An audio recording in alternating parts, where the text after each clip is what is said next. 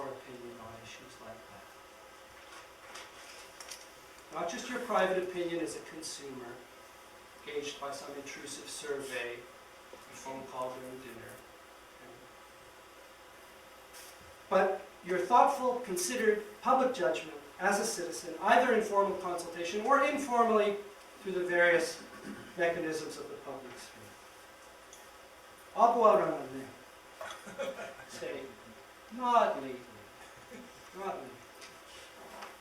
This speaks volumes, I think, about the distance between our society's democratic self-image and its actual political practices. Now, we have to keep in mind that in our culture, politics is not understood as the practice of judgment that I've described tonight, but rather as some sort of vaguely dishonorable, primarily strategic game in which people seek to secure their own private interests against those of others. So in that context, politicization doesn't mean exposing questions of justice and the good life to political judgment. It's rather a kind of dirty word, politicization. It signifies that from which the things that really matter should be insulated. And in our society, one of the things that really matters is technology. And so when it comes to matters of technological design, development, regulation, the stakes are thought to be too high, the risks too great, the promises too golden to subject technology to something as unpredictable as politics.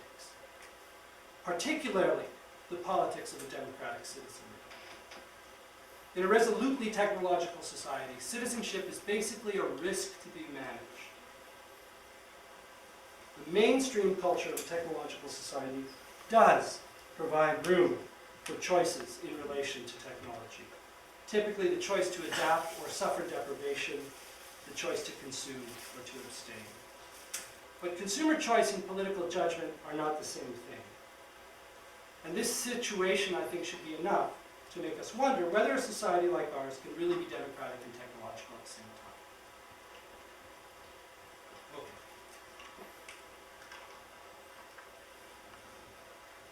Okay. Technology is deeply political. It provides instruments that can be used in political projects. The development of technological devices and systems always reflect particular combinations and contests between actors and institutions that represent particular interests.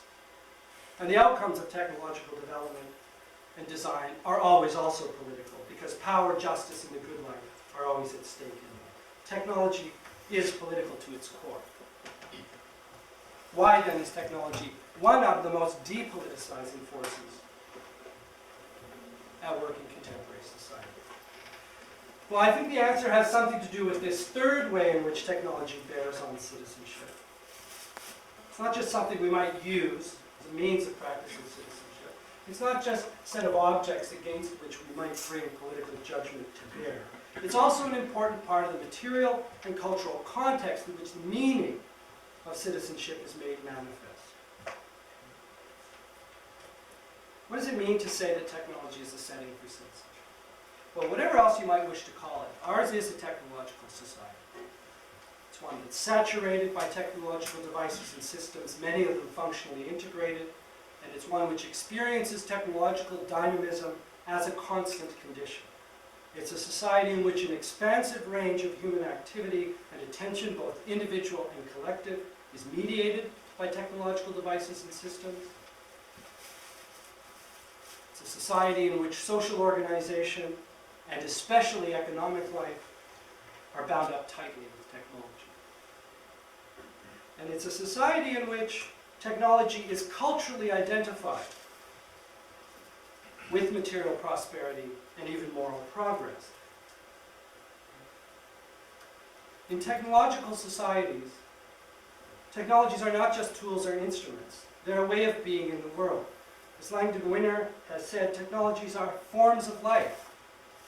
My question in this section is technology, in its ideological and ethical dimensions, a form of life that includes the possibility of citizenship?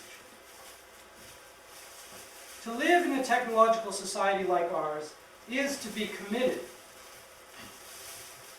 whether willingly or unwillingly, to a collective project in which the progress of technology is closely associated with the possibility of well-being and self-realization. When it comes to technology, we're in it together. Okay? This has certainly been the case historically in Canada. The story of the achievement of the Canadian nation is often told as a story in which technology has been the means to overcome the various obstacles that nature and circumstance have placed before us. The spatial and temporal expanse of the country, the brutality of its geography, the yoke of colonial dependency, the threat of continental integration, the diversity of our linguistic and regional political cultures. Technology overcame and overcomes these obstacles, not just mechanically, but also as an idea. Technology such as the Canadian Pacific Railway, subsequently the telegraph, the telephone, broadcasting, and the internet have provided material links between far-flung compatriots, but more importantly, these and other technologies have provided the language of a synthetic common purpose that has inspired and bound us politically, maybe even spiritually, despite our many differences. We might be the most multicultural country on earth, and we may be divided by differences of race, class, language, and gender, but we can be one nation under Google. It's not just that, as colleague Maurice Charland writes, Canada owes its existence to technologies which bind space, but also that the idea of Canada depends on a rhetoric about technology. Technology extends Canadian presence across territory. It also enforces something like dominion over the consciousness of its inhabitants. Charland put it, the popular mind, like the land, must be occupied.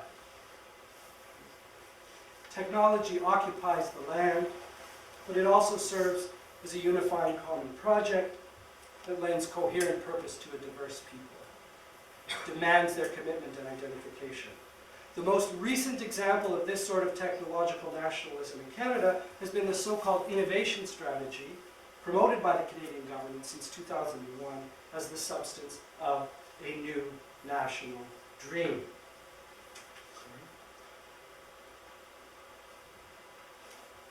The new national dream is the collective project of economic restructuring to which capitalist and state elites in Canada have been committed for the last 2 decades.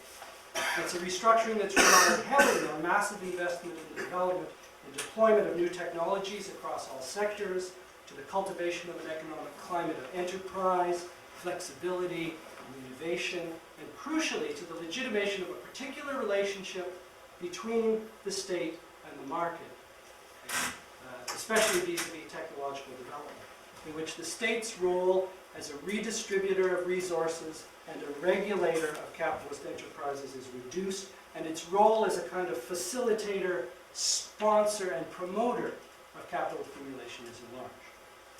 This fundamental restructuring of the Canadian economy in recent years around these priorities has had significant material effects on the distribution of power and security in Canadian society, on the working and social lives of most Canadians. Many of these effects have entailed real sacrifice and hardship, especially on the part of those people who occupy the bottom ends of the various polarizations characteristic of post-Fordist economies. In other words, it's a highly contentious political project in which some interests are served better than others. But in presenting this strategy as a technological project, connected seamlessly with Canada's historical destiny as a technological nation, Canadian elites have more or less succeeded in effacing its deeply political nature, insulating the strategy from contest and opposition. For who among us, after all, now I know some among us, but we're talking about the big us here, right? Who among us, after all, would stand up against innovation, against a strong and globally competitive economy, against the imperative for Canada to be a leader internationally, against our very own history as a nation of